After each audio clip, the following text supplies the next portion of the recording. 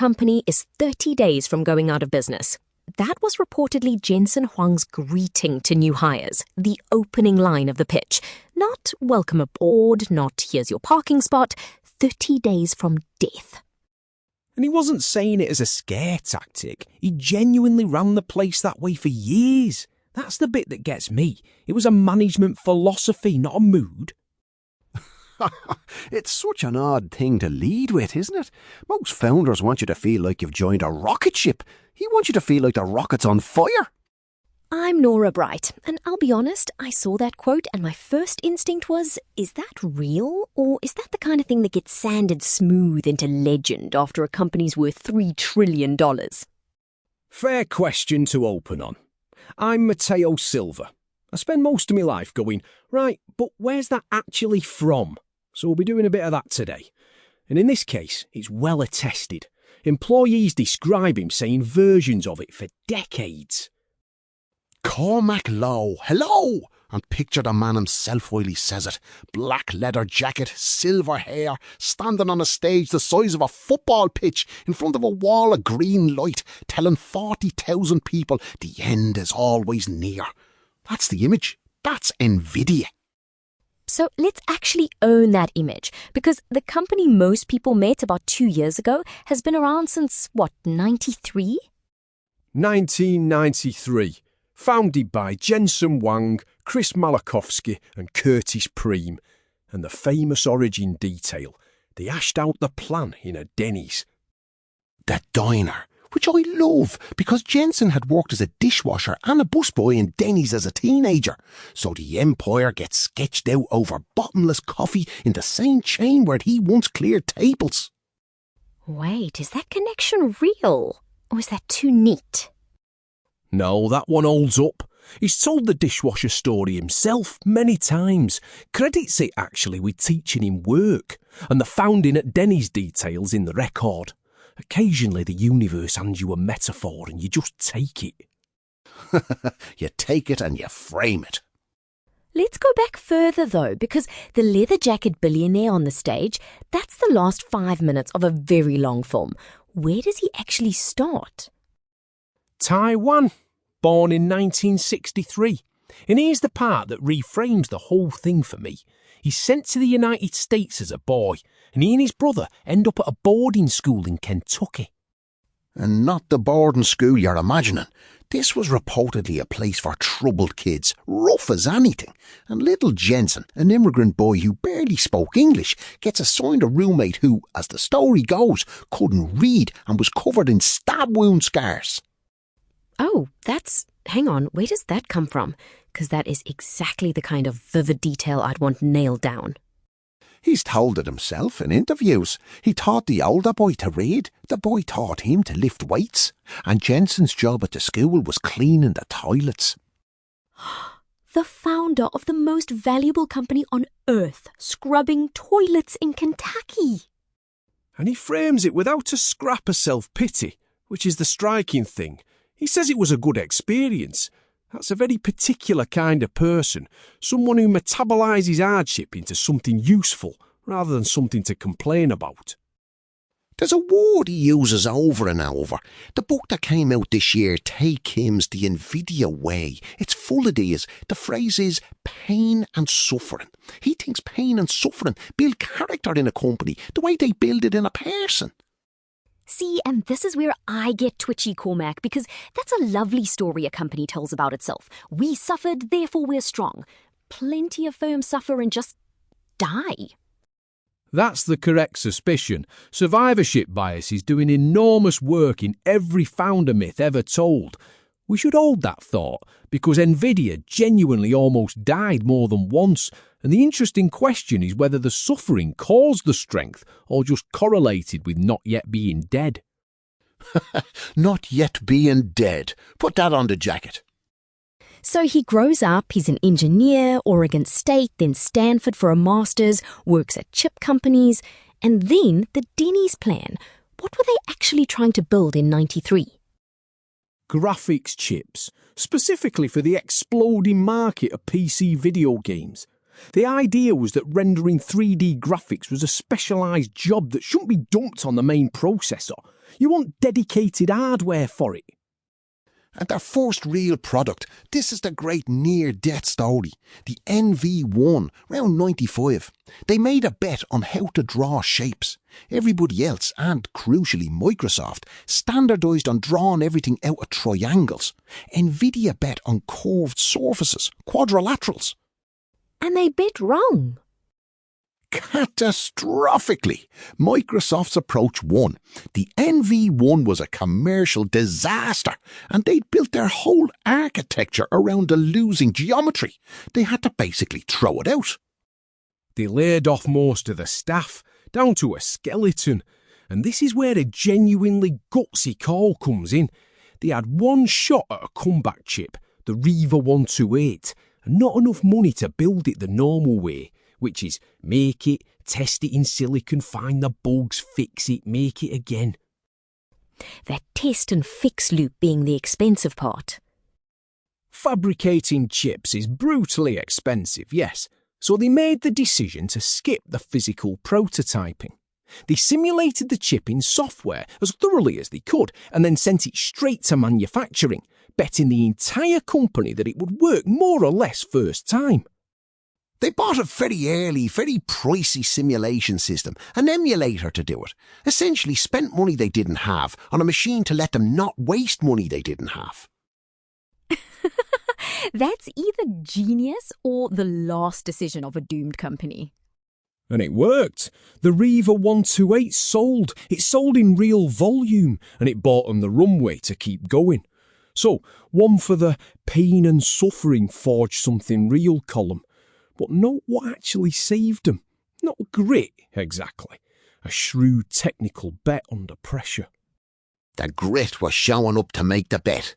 The brains was making the right one. Okay, so they survived the 90s. When does the thing we now call a GPU actually arrive? 1999. The GeForce 256 and Nvidia's marketing does something clever. They coined the term GPU, Graphics Processing Unit, positioned deliberately next to CPU, the Central Processing Unit everybody knew. Which is a marketing move and a genuine technical claim at the same time. The pitch was that this chip did something new. It moved the transformation and lighting calculations, the geometry maths, off the CPU and onto dedicated hardware. So it wasn't just a fast graphics card, it was a coprocessor. And that framing matters later, doesn't it? Because GPU turns out to describe something much bigger than gaming. That's the whole hinge of the story. Here's the deep thing about a graphics chip. To draw a screen, you're doing the same simple maths on millions of pixels at once. So the chip is built to do thousands of small calculations in parallel, many things simultaneously, rather than a few things very fast in sequence, which is what a CPU does. A CPU is a handful of Formula 1 cars, very fast, very expensive, brilliant one at a time. A GPU is 10,000 delivery vans. No single van is quick, but if the job splits into 10,000 identical little errands... You want the vans. And it turns out a shocking amount of modern computing is 10,000 identical little errands. That's exactly it. And crucially, in the 2000s, nobody had quite realised how much. So this is the part I find genuinely wild, because it's a bet made years before the payoff existed. Take me through CUDA. Right. Around 2006, Nvidia releases something called CUDA. In plain terms, a way for ordinary programmers to use the GPU for general maths, not just graphics. A software layer and language that lets scientists say, I have a big parallel calculation. Here, GPU, do it, without needing to disguise it as a graphics problem. Which people had actually been doing, literally tricking graphics cards into doing physics by dressing their equations up as pixels. It was mad. CUDA said, stop pretending, just talk to the chip directly. And here's my evidence question. How big a commitment was this really? Because it's easy in hindsight to say visionary bet. Did it hurt at the time? It genuinely hurt. This is well documented in the financials and the reporting. CUDA meant baking extra capability into every chip, making them bigger and costlier to produce for a market that basically did not exist yet. Wall Street hated it. The stock suffered. For years it looked like money poured into a use case nobody had asked for. Jensen's line, more or less, was that they were building for a future they could see coming, even if they couldn't prove it yet, which is the sort of thing that sounds magnificent if you're right and delusional if you're wrong. And the only reason we call it vision instead of delusion is that it paid off, yes, I want to be honest about that, but I'd push slightly past pure luck because there's a real decision underneath it. They committed to one unified software platform and stuck with it for a decade plus. Every chip they made spoke CUDA, so when the payoff came, a whole generation of researchers had already learned Nvidia's tools in their labs. That's the lock-in nobody saw being built. It wasn't just the chips, it was that every grad student on Earth learned to think in Nvidia's language. So what's the payoff moment? What turns the delivery vans into the most valuable company on the planet? 2012, a neural network called AlexNet wins a big image recognition competition, teaching a computer to tell a cat from a dog, essentially. And it wins by a mile. And the thing that made it possible was that the researchers trained it on Nvidia gaming GPUs.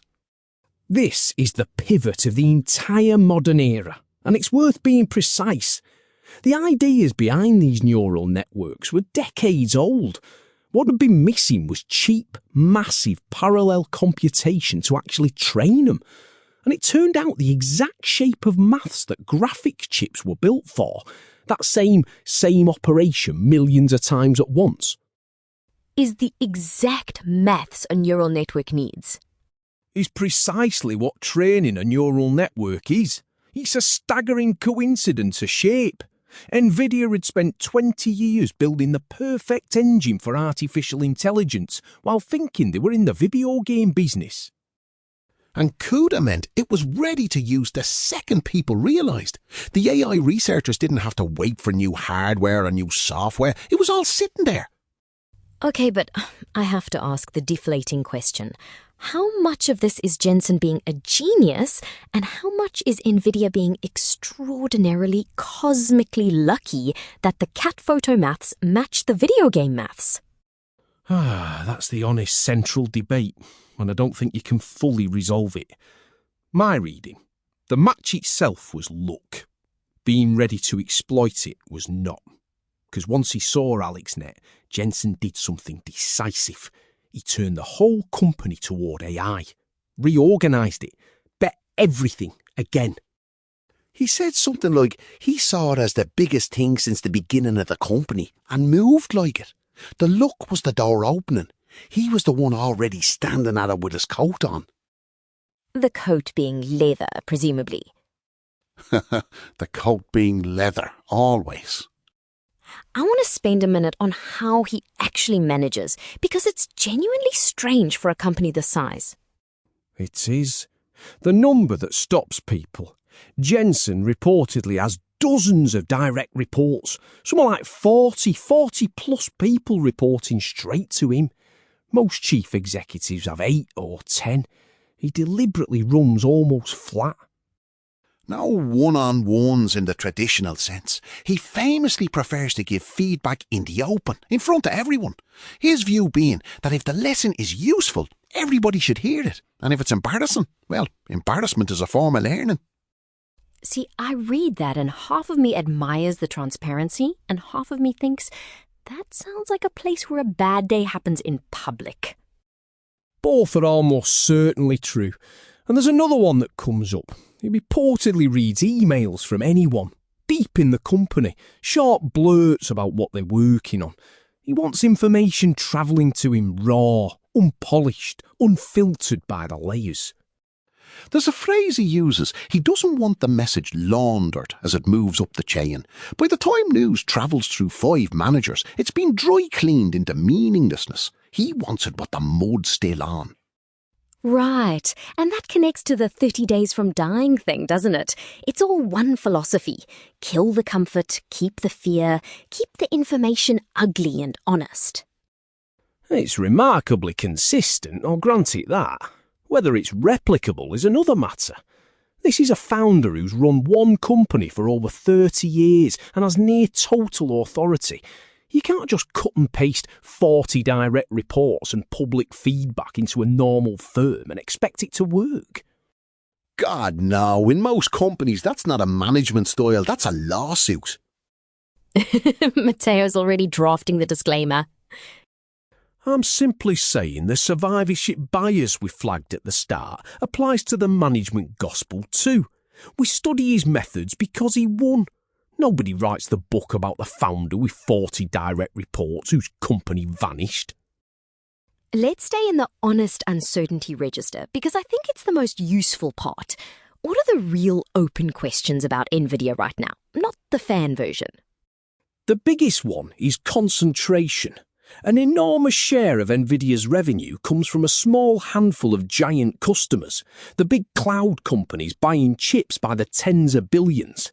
And those same customers are all quietly trying to design their own chips to stop depending on Nvidia. Everyone at the feast is also working on a recipe to leave the restaurant. You cannot stop with the food metaphors today.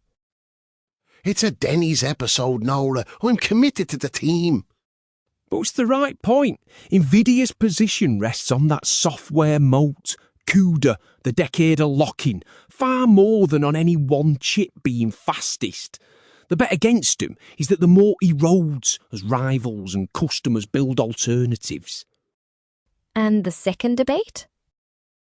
Whether the demand is real or a bubble. Are we genuinely building the infrastructure of a lasting AI era, or are we in a spending frenzy that eventually corrects hard? And the honest answer is, nobody knows. Both can even be partly true. The railway can be real, and the railway stocks can still be a bubble. The 19th century railways are the perfect parallel, actually. The tracks were real, the trains ran for a century, and investors still lost their shorts in the mania along the way. Both things happened. That's a genuinely clarifying way to hold it. The technology being transformative and the valuation being frothy are just not the same question. They're not the same question. And I'd add a third, quieter one. There's a real concentration of power here that isn't only financial. If AI is as consequential as claimed, then one company largely controlling the picks and shovels is a fact about the world, not just about a stock. That deserves attention regardless of what the share price does. And they know it. Governments know it. This is why chips are now a matter of national policy. Who can sell what to whom, which countries get the powerful ones. A graphics card maker from a Denny's booth is now a geopolitical actor. Which, when you say it out loud, is completely absurd. Gloriously absurd. That's why we're doing the episode. So let me try to pull the thread we've been holding all the way through. The pain and suffering question. Having walked through it, where do the two of you actually land? I land warmer than I expected to, honestly, because the suffering in his story isn't a slogan bolted on afterwards. The boarding school, the toilets, the NV1 disaster, the years of Wall Street sneering at CUDA, those are real, and he genuinely does seem to have used each one. There's an integrity to it. And I land more cautiously, but not cynically. My honest position, the character stuff is real and probably necessary, but nowhere near sufficient. You need the grit and the right technical bets and a piece of cosmic luck about matching maths, and you need all three. Pull any one out and there's no $3 trillion company. The founder myth always quietly drops the luck. And that's the correction I'd want on record. Not to shrink him, he's clearly remarkable, but because the tidy version, he suffered so he won, is the version that misleads the next person. It tells them to go find some suffering. Rather than to go build the right thing and be standing at the door when it opens. With your coat on. What I keep coming back to is the sheer patience of it. 30 plus years. One man, one company, a bet on parallel computing that looked wrong for the better part of a decade. In an industry that Chris Miller, the chip war author, describes as one of the most ruthless on earth, where getting it wrong once usually means you're gone. He got it wrong more than once and kept the company alive anyway. Which loops us right back to the opening line. 30 days from going out of business. Said by the man who has now not gone out of business for over 11,000 consecutive stretches of 30 days. And still says it. That's the thing. $3 trillion in the bank, and he's still telling new hires the end is near. Because the day he stops believing it might be the day it becomes true. That's almost the whole philosophy in one sentence, isn't it? It might genuinely be. Manufactured urgency as a permanent operating condition. It's exhausting to imagine living inside, but it's coherent. On that, a man in a leather jacket telling the most valuable company on earth that it's always 30 days from death. I think we leave it. Cormac, Matteo, this was a proper pleasure to think through with fresh eyes. Loved every minute, even Matteo's disclaimers. Someone has to hold the receipts. And I'll keep asking to see them. Thanks for listening, everyone. Go easy. This episode was generated with AI by Demades.